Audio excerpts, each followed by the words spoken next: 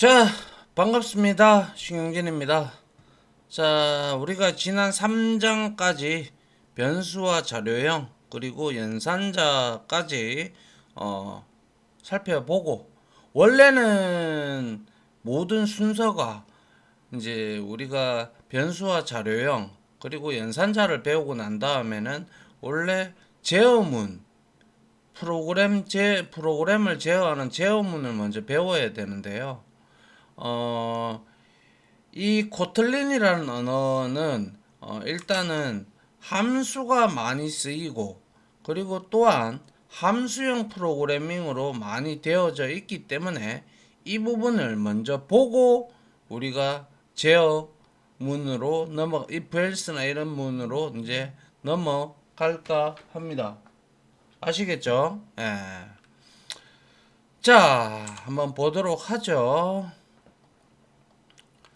자, 함수를 선언하고 이제 호출, 뭐 선언이라고도 해도 되고요. 정의라고 해도 상관없습니다. 똑같은 말입니다. 알겠죠?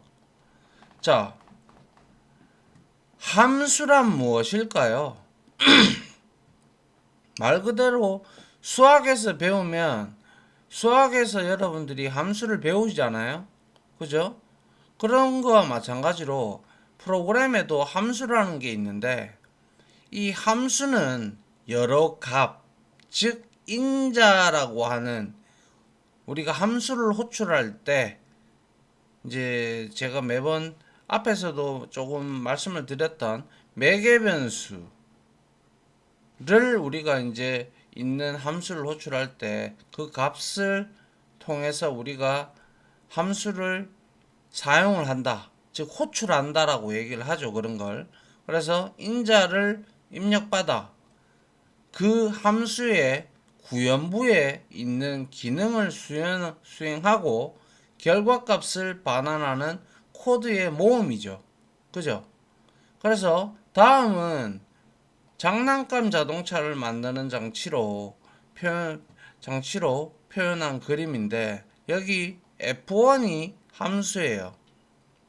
그래서 내가 여기에다가 자동차를 만드는데, 자동차 이름은 킴, 그리고 문짝은 3개, 뭐 색상은 블루, 그리고 여기 함수 안에 또 다른 함수가 또 들어갈 수도 있고, 맞잖아요. 여기 이 함수를 또 넣어줌으로써 이 함수에서 뭡니까? 뭐 여러 가지 기능을 또 만들어 줄 수도 있잖아요. 그죠? 그래서 이렇게 구멍이, 깔때기가 이렇게 2개 있으면 이렇게 자동차가 결과물로 쫙 나온다. 그런데 중요한 거는, 함수는요, 프로그래밍에서의 함수는 이렇게 매개변수, 인자값들이 있는 경우도 있고요, 없는 경우도 있고, 아울러 또 함수는 이와 같이 리턴 값이라고 하죠.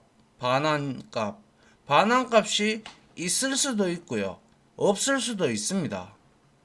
근데 기본적으로 일단 있다라고 다 보고, 그리고 없을 때는 어떻게 만들어지는가를 살펴보는 게 맞겠죠. 그죠? 자, 그래서 위에 그림을 잠깐 설명을 하자면, 함수는 F1이라는 이름의 장치라고 일단 생각을 하고요. 이 자동차를 만드는 기능을 하고 있다라는 거, 기능을 하는 장치라고 생각을 하면 되고요.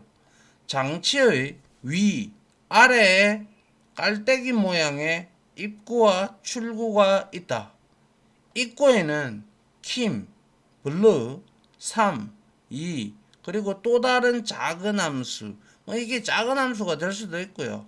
뭐 그거는 만들기 나름이니까. F2를 재료로 넣으면 F1은 이 재료를 안에 구현부가 어떻게 정의가 되어 있는지는 모르겠지만, 아무튼 이러한 재료를 이용하여 자동차를 만드는 작업을 진행을 하겠죠. 그래서 결과물로 얻은 자동차의 모습은 어떨까? 즉, 우리가 입력한 인자값들, 이런 것들을 이용을 해서 자동차 이름으로 킴이 각인이 될 거고, 창문이 3개, 그리고 안테나가 두 개가 달린 블루, 파란색의 자동차가 나온다라고 볼 수가 있죠. 그림상으로 본다면.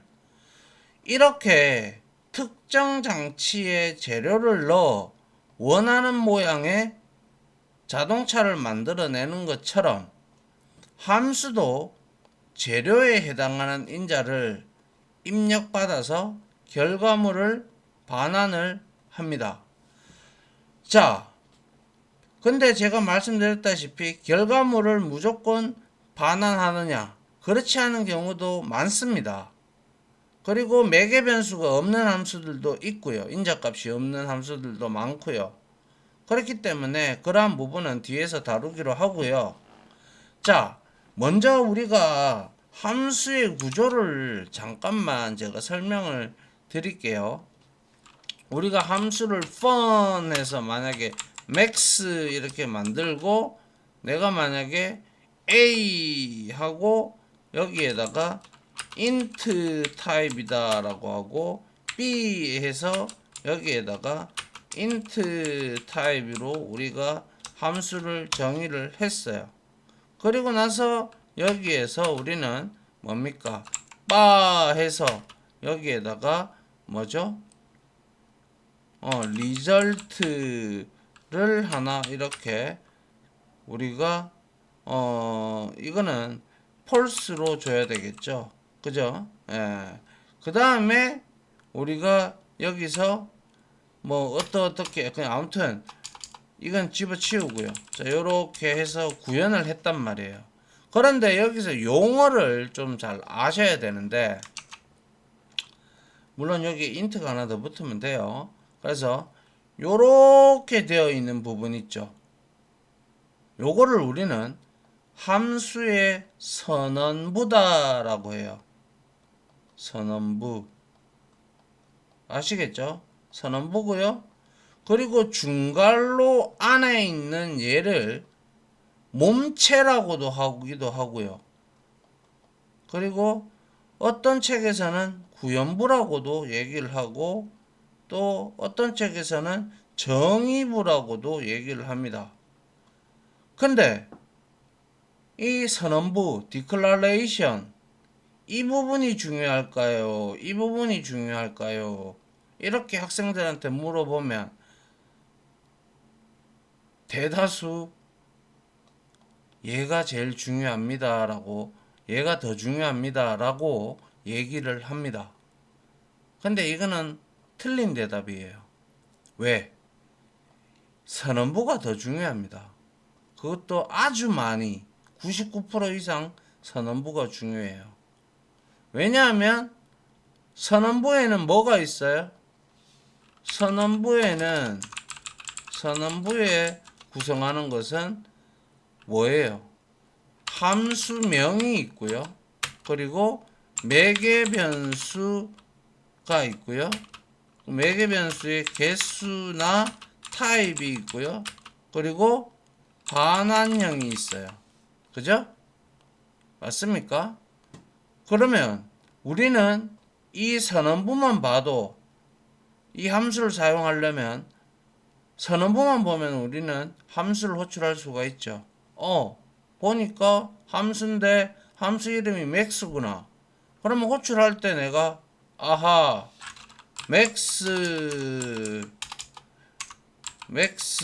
하고 그 다음에 함수니까 갈로 열어서 int a int 타입의 a와 b를 줄 때 10, 20 이렇게 줬단 말이에요. 이렇게 줬단 말이에요. 그러면 이 선언부만 알면 우리가 여기에 구현부가 어떻게 되어 있는지는 몰라요. 근데 우리가 함수명으로 추측을 할 수가 있죠. 함수명도 의미 있게 지어야 되죠. 이 두 수를 주어서 큰 수가 리턴이 되는 거구나 라는 걸 추론을 할 수가 있을 것이며, 이 선언부만 안다면 우리는 함수를 사용하는데, 즉 호출하는데 전혀 문제가 없죠. 맞나요? 그래서 말씀드린 대로 함수의 구현부보다 선언부가 매우 중요합니다. 아시겠죠? 이거는 반드시 아셔야 돼요. 함수의 정의부도 물론 중요하겠지만 중요한 거는 이 함수의 선언부만 봐도 우리는 함수를 호출을 어떻게 해야 되는지를 다 알려주기 때문에 선언부가 상당히 중요하다라는 점을 반드시 기억을 하고 이 부분을 반드시 정리를 하시기 바랍니다. 아시겠죠? 예. 자, 다음 장 한번 볼게요. 자, 그러면 함수를 왜 사용하는 걸까요? 결과론적으로 말씀을 드리자면 코드에 재사용을 할 수 있기 때문입니다. 우리가 만약에 더하는 함수를 만들었다. 그러면 뭘 더해야 돼? 두 수를 계속 더해야 된다 그러면 여러분들이 계속 뭐 이렇게 예를 들어서 두 수를 계속 더해야 돼. 만약에 var a 해놓고 여기에다가 10을 넣고 그리고 var b에다가 10을 넣었어. 그러면 var 리절트는 a 플러스 b를 해야 되고 그리고 나서 또 다른 값을 내가 또 해야 돼.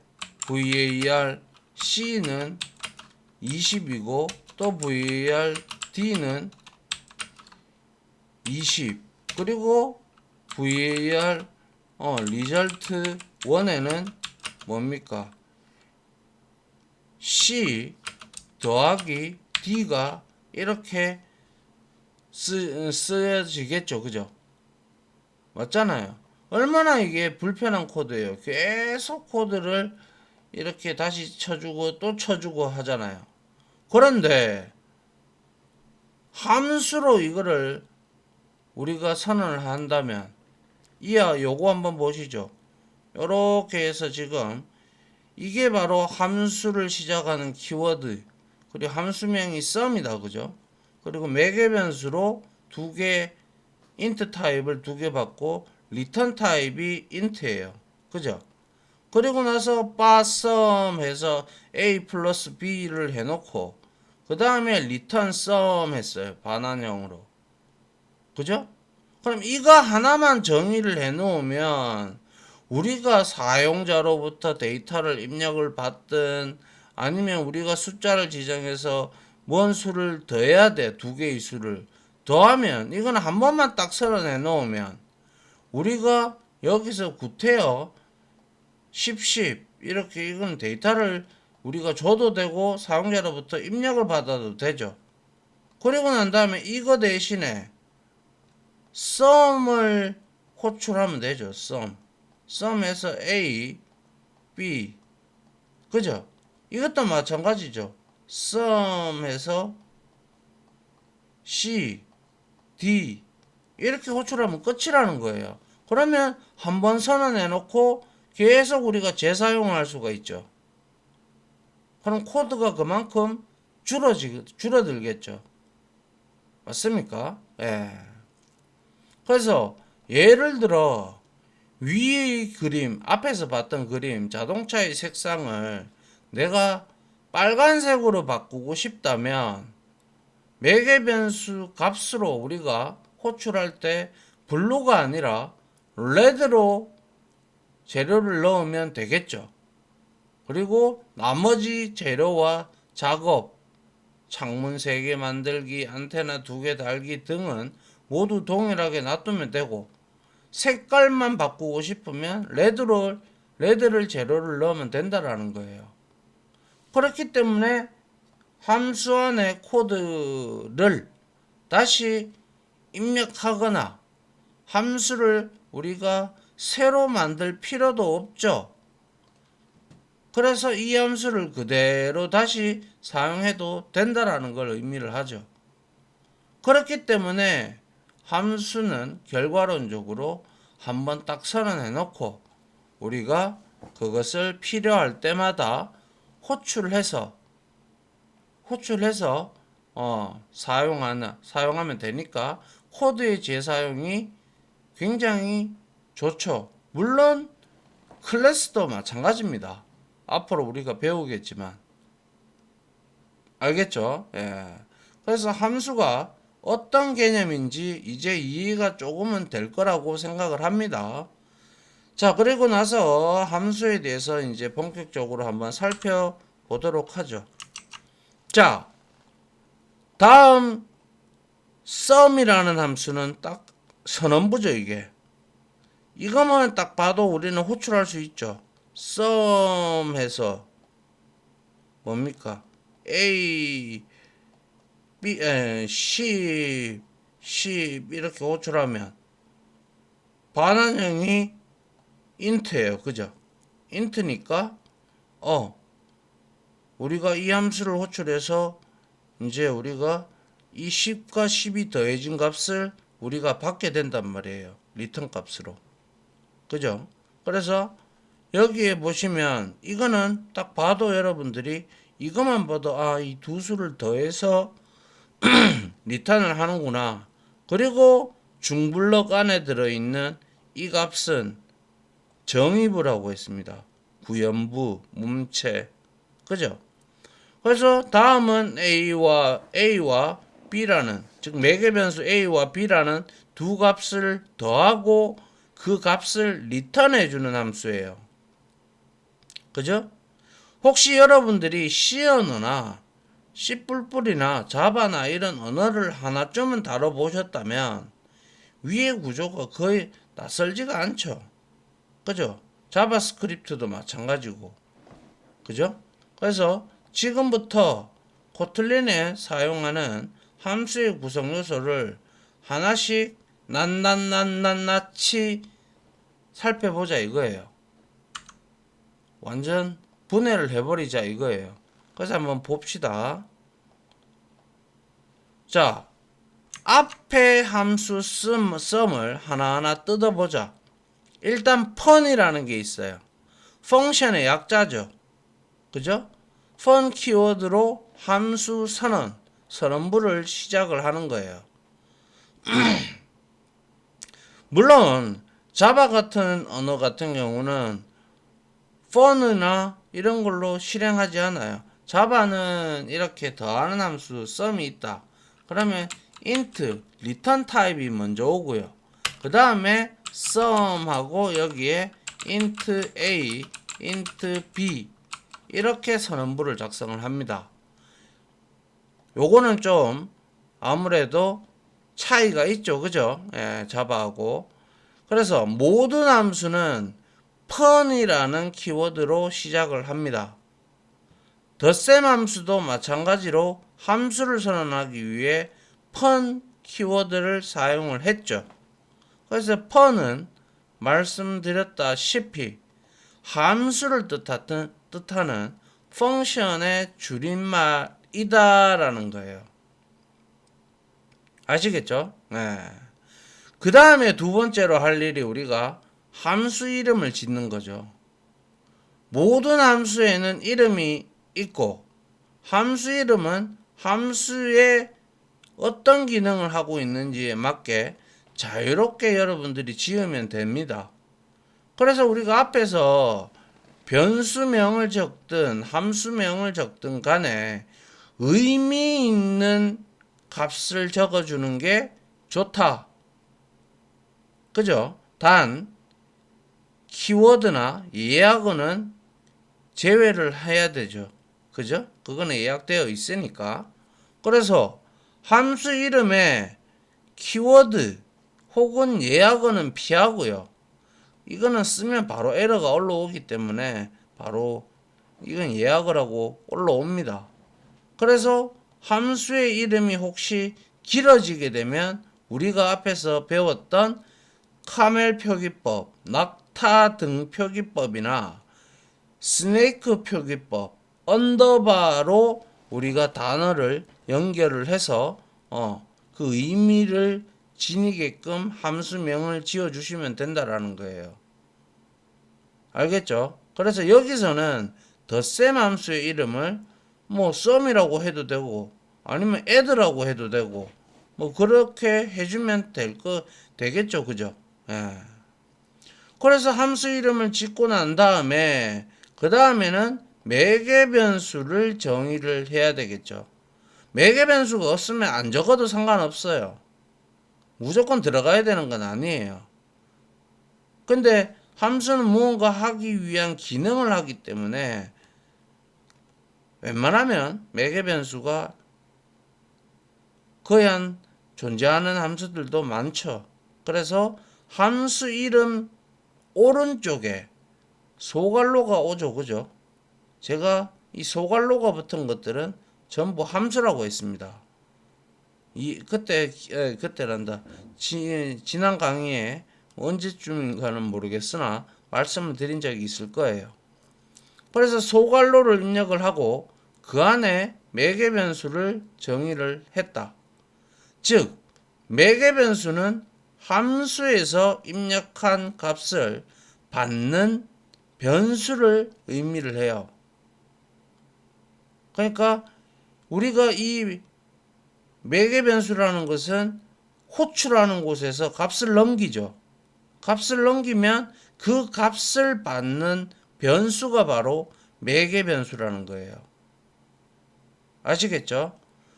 자, 그래서 매개 변수는 쉼표와 함께 여러 개, n개까지 지정할 수 있습니다.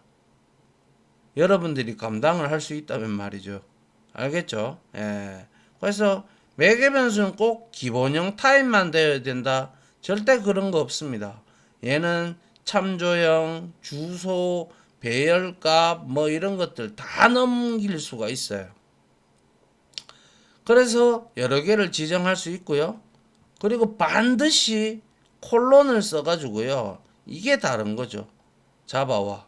그죠? 반드시 콜론과 함께 자료형을 명시해 주어야 한다. 얘는 자료형을 앞에다가 이렇게 명시를 자바는 하는데 리턴 타입도. 근데 코틀린은 조금 틀리죠. 그죠? 예. 그래서 덧셈 함수는 A와 B라는 매개 변수를 통해서 호출할 때 값이 인자, 그걸 인자라고 하는데 그 인자 값이 넘어오면 이 매개 변수를 통해서 값을 입력을 받습니다. 그리고 나서 매개 변수의 자료형은 모두 인트형으로 명시를 해줘야 됩니다. 콜론을 써서. 알겠죠? 예. 그리고 리턴 타입이 있다면 앞에와 마찬가지로 여기에 리턴 타입을 int 타입으로 리턴을 해줘야 된다 라고 하면 int 타입으로 리턴을 해줘야 된다라는 거예요. 만약에 int 타입이 없어, 매개 변수가 없어, 리턴 타입이 없어, 그럼 리턴 타입 지정 안 해도 상관없어요. 이거는 알겠죠? 리턴 타입이 있을 수도 있고 없을 수도 있어요. 항상 아까도 말씀드렸지만, 예. 자, 그 다음 한번 보죠. 이번에는 반환값의 자료형을 명시하는 거예요. 함수가 반환하는 값이 있다면 반환값도 자료형도 반환값의 자료형도 반드시 명시를 해야 되는데요. 여기서는 덧셈 함수가 반환할 값은 int 타입으로 받았잖아요. 두 개 다. 그죠? int 더해봐야 뭐 int 값밖에 더 나오겠습니까? 그죠? 그래서 return sum의 자료형을 콜론과 함께 int형으로 명시를 했죠. 이렇게 반환형을 명시를 하면 반드시 리턴문이 들어가야 돼요. 무슨 말인지 아시겠죠? 요거를 기억하시란 말이에요. 반환형이 지정되어 있다면 반드시 리턴 문이 함수 정의부에 존재해야 한다라는 거예요. 그리고 int형이면 int형, 그리고 타입을 반드시 타입을 반드시 일치시켜야 돼요. 이거는 자바도 마찬가지예요. 아시겠죠? 예. 요렇게 여러분들이 정리를 좀 하십시오. 자, 그 다음 이제 함수의 선언부는 반환형까지예요. 그죠? 그리고 나서 이제 함수의 정의부 본문이죠. 중괄호 안에 들어가 있는, 그죠? 그래서 함수의 기능을 담당하는 함수는 본문 코드로 중괄호를 감싸서 작성을 하는데, 여기서는 덧셈 함수 안에 변수 sum을 정의한 뒤 두 개의 매개 변수 a와 b로 넘어온 값을 더해서 sum에다가 저장을 했다.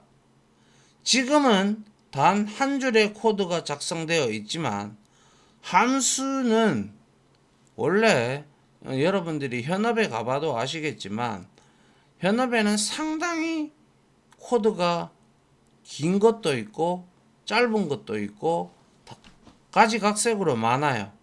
그죠? 그래서 함수의 본문에는 여러 줄의 코드를 입력하여 복잡한 기능을 수행을 할 수 있도록 또 수행하도록 만들 수도 있다라는 거예요.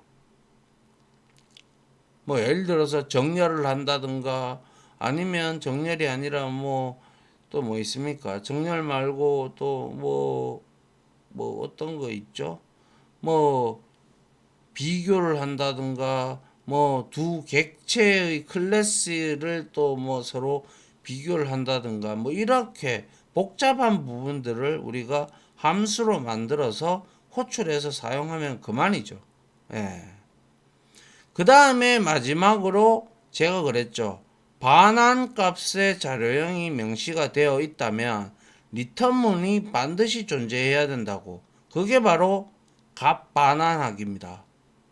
그래서 함수의 본문에서 어떤 기능을 수행하여 값을 반환할 때는 return문이라는 키워드와 함께 반환할 값을 명시하면 된다. 반드시 명시를 해야 돼요. 반환형이 정의가 되어 있다면. 만약에 반환값이 없다면 이 과정은 생략해도 좋다라는 거예요. 반환값이 없는데 리턴문 쓸 필요는 없어요. 알겠죠? 그래서 덧셈 함수는 변수 sum에 a와 b를 더한 값을 저장을 하고요. 그 다음에 이 값을 return sum이라고 입력하고 반환을 했어요. 호출한 곳으로 반환을 해줬다라는 거예요. 그죠? 예. 이해되나요? 예. 그 다음 볼게요. 자, 그래서 함수의 구조를 이제 한번 디테일하게 보자고요.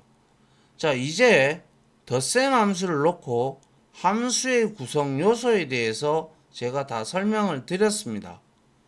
그래서 앞에서 작성한 덧셈 함수를 생각해 보면서 함수의 기본형을 살펴보도록 하면요. 다음 코드에서 대괄호로 감싼 내용은 함수를 선언할 때 생략할 수 있는 내용입니다. 알겠죠? 제가 매개 변수가 생략이 없으면 생략돼도 된다고 했죠. 그리고 리턴 타입이 즉 반환형이 없다면 반환형도 생략할 수 있다고 했어요. 그죠? 예. 그래서 위에서 작성한 덧셈 함수 두 개는 매개 변수가 필요했죠. 그죠? 하지만 함수를 선언할 때는 매개 변수가 필요 없다면 매개 변수도 생략이 가능해요. 아시겠죠? 그리고 반환형의 자료형 값이 생략 가능하다고 했으니까 얘가 없으면 구태여 리턴문도 없어도 상관없다라는 거예요. 이거는 아시겠죠? 예. 그래서 코틀린은 앞에서 작성한 덧셈 함수를 아주 간략하게 만들 수가 있는데요. 만약 매개 변수로 바로 반환값이 사용할 수 있다면 함수 안에서 별도의 변수를 정의하지 않고 다음과 같이 매개 변수를 이용한 식을 바로 반환값에 입력해도 돼요. 어차피 값이 이렇게 넘어왔다. 그러면 바 해서 썸에서 a 플러스 b하고 리턴에서 썸을 리턴을 했다. 리턴에서 만약에 값을 리턴을 했다. 그렇게 해도 되겠지만 구태여 그 한 줄을 더 써가면서 할 필요가 없죠. 어차피 더해서 리턴을 하니까 int 타입 두 개를 연산을 해서 int용으로 리턴을 하면 앞에 한 줄을 줄일 수도 있죠. 지역 변수 한 개를 이 부분을 우리가 어디에 있나요? 이 부분은 우리가 생략 가능하다라는 거예요. 그리고 이 내용을 어디 리턴문 옆에다가 이렇게 적어도 이거는 똑같은 기능을 하는 게 되는 함수가 되는 것이죠. 그쵸? 이해되죠? 그죠? 예. 자, 그 다음 볼게요. 자, 그리고 중괄호 안에, 그죠? 코드가 한 줄이면 이거를 잘 보셔야 되는데, 이 내용을 우리가 이제 뒤에 가면 뭐 람다식이다 뭐 이런 내용들이 나오는데요. 만약에 중괄호 안에 코드가 한 줄이잖아요. 중괄호 안에 아까 return a 플러스 b에서 한 칸이었죠. 한 줄이었죠. 그럴 때는 중괄호와 함께 리턴문을 생략할 수가 있습니다.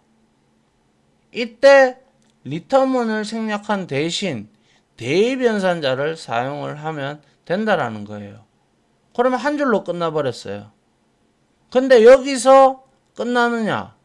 물론 근데 우리가 여기서 이렇게 해주는 게 솔직히 그나마 나은데, 근데 좀 더 우리가 간결하게 만들 수 있다면, 자, 더하는 값들이 int 타입이에요. 그쵸? 예. 그러면 int 더하기 int는 int형을 리턴을 할 거예요. 그죠? 그렇죠? 그래서 더할 값이 int형이라면 반환 값도 int형일 거예요. 이 점을 이용을 하면 우리는 함수를 더 간략하게 만들 수도 있는데요. 반환 값의 자료용도 생략할 수가 있다. 그래서 이렇게까지 할 수 있는데 이거는 제가 별로 추천을 드리고 싶지는 않네요. 왜냐하면 차라리 선언부는 이렇게 명확하게 우리가 적어주는 게 올바른 내용입니다. 아시겠죠? 그러니까 이렇게도 해도 똑같은 동작을 합니다. 허나 이렇게 위에 선언부는 이렇게 명확하게 적어주는 것을 저는 권장드리겠습니다. 알겠죠? 예. 자, 그래서 앞에서 우리가 네 줄로 쓴 덧셈 함수가 단 한 줄로 끝이 났어요. 그죠? 코드가 엄청 간결해진 거죠. 처음에는 이런 간략한 형태의 함수가 여러분들한테는 좀 어색할 수가 있어요. 근데 계속 저랑 이렇게 함수를 만들고 이용을 하고 하시다 보면 여러분들도 자연스럽게 익숙해집니다. 그래서 반복해서 연습하는 게 정말 중요하고 여러 개의 함수를 우리가 만들어 봄으로써 그죠? 만들어 봄으로써 우리가 이 함수 줄임 함수 이거를 우리가 계속 실습을 통하거나 뭘 해서 간에 만들어 보면 충분히 익숙해집니다. 안 해봐서 이 개념이 조금 어색할 뿐이지 해보면 별거 아니에요. 그죠? 예. 그래서 함수가 어색할 수 있다 이렇게 되어 있고 하지만 여러분들이 현업에 가시면 대다수 이렇게 다 돼 있어요. 그래서 대형 프로젝트를 진행할 때는 이렇게 함수를 작성하는 것이 코드의 양도 줄일 수 있고 읽기, 그러니까 이거에 익숙한 사람, 가독성에도 좋아서 실무에서 많이 사용을 합니다. 아시겠죠? 그러니까 이러한 부분을 꼭 정리를 해뒀다가 넘어가시고 우리가 또 실습을 해보면 그때 생각을 해서 우리가 실습을 하면 되겠죠. 맞나요? 예. 이해돼요? 벌써 시간이 또 이렇게 됐군요. 자, 여기까지 하고요. 그 다음 시간에는 또 이론 시간 이어서 이제 호출 순서하고 호출하면 어떻게 되고 실행 순서 이런 것부터 또 이론적으로 설명을 드려야 돼요. 그래야 여러분들이 이해하기가 수월해요. 아시겠죠?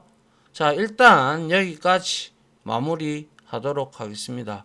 정리할 내용들 다 적어 드렸고 여러분들도 정리를 그렇게 하시고 익숙해지도록 노력을 하시기 바랍니다.